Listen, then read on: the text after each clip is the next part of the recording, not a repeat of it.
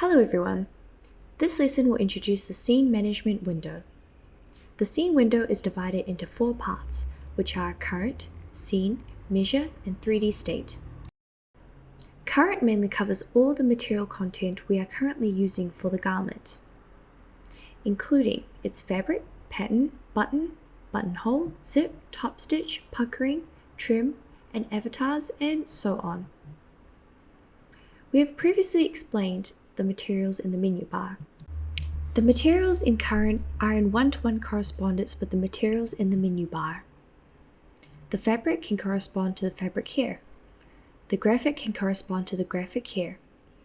The button can correspond to the button here. The buttonhole can correspond to the buttonhole here. The zipper can correspond to the zipper here. And then the top stitch can correspond to the top stitch here.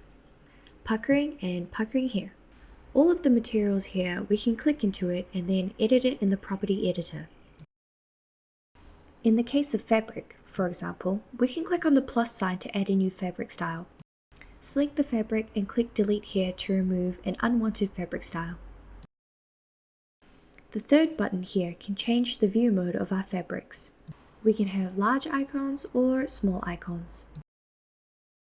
To copy, open a file or a sign, and open an online asset can be done by clicking the 4th button. Our resource library is here. It includes garment, avatar, fabric, graphic, trim, and scene. They can all be found here. There are many resources in the database. We can also click here to enter cloud downloading. Open the official market and you can find thousands of digital clothing resources. We can search for something by category or entering keywords. Tick the object and then click here to download it.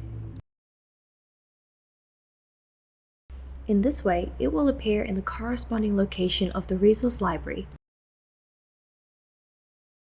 Using well-made resources to base your clothing off can efficiently improve your workflow. The resource library can meet more than 90% of your basic needs. First, click on the avatars. There are men, women, boys, girls, children, and hangers. Let's randomly pick a folder as an example. It will divide the avatars into poses, skin tone, size, shoes, motion, hair, and appearance. For example, let's add avatar Nana. We will make textural edits to the current avatar. You can change the appearance of the avatar. We could give her Stella's appearance, for example, or any of the others. We can change her hair and her size. You can put on a pair of shoes. Here you can change the pose of the avatar. More importantly, we can change the appearance of the avatar, and it can be done interactively. Take a look at fabric and material. The presets of the different fabric and materials are also very diverse. Each preset contains a texture map and its physical properties. If you want to add one of these materials to your current, just double-click it. You can also add by dragging your mouse like this. In addition to presets of fabric, there are also presets for normal maps. We have organized and classified these normal maps according to different fabric types. For example, the normal maps of some common cotton fabrics can be obtained directly here. To add this to our current garment's fabric material, we can directly drag the required normal map to the normal map plus sign, which is under the property editor.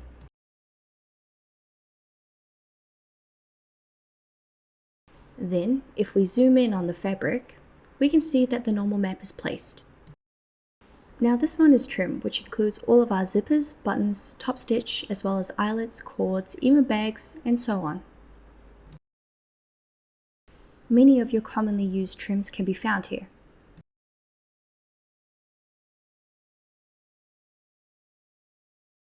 There are also presets for the scene.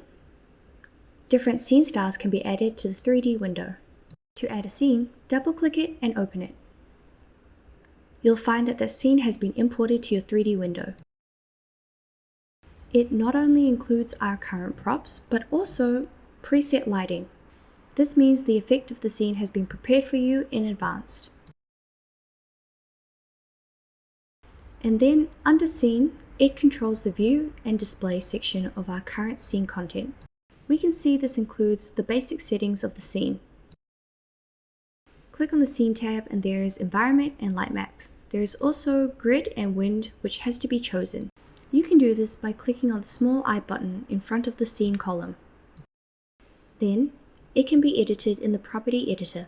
Then there is the camera, where you can change the whole 3D view and adjust the distance.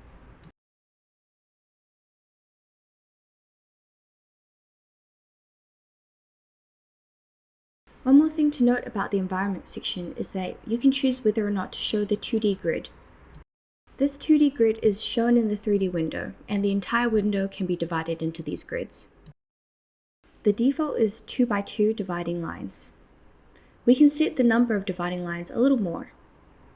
In this way, when doing our garment simulation, you can do some left and right comparisons and have a guide. This guide helps us make a comparison of the overall proportions of the left and right balance when making 3D garments. We can also show or hide props. For example, the scene imported is part of the props. We can also see that there is a real-time render light and offline render light. These are two different types of lights. Real-time render light refers to the lighting effect seen in the 3D window. Then, when we move the angle of the real-time rendered light, it affects everything in our 3D window. Offline render light refers to the lighting effect of the rendering. When we move the offline render lights here, it doesn't change the current 3D lighting effect. The second option is our pattern, which includes the whole garment's pattern pieces. Here, we can set whether or not to show or hide it. All of our sewing lines can also be found here. And also whether the top stitch is displayed, whether to display the avatar measurement line, all of the show and hide properties are here. Now, if we put a pin in the garment, you can also see here that there is an option to find those pins. So yeah, all of the content properties in our 3D scene can be managed directly here. We have introduced the size column before, but you can see the data on the garment, the avatar, size information, that can all be obtained here. Now if we look at 3D state, here you can save key states of garment information in real time. For example, when we simulate to get a better state, we can then click on the little garment here and then add a garment record. This is basically like preserving the current state of our garment. So if we go through multiple changes and we don't like it, we can click back on this garment record. Not only will the garment return to what it was that we recorded, but it will also return to the same view. So this is everything in our scene management window. Next time we will introduce the property editor window. Thank you guys so much for watching. I hope this was helpful, and I will see you in the next video.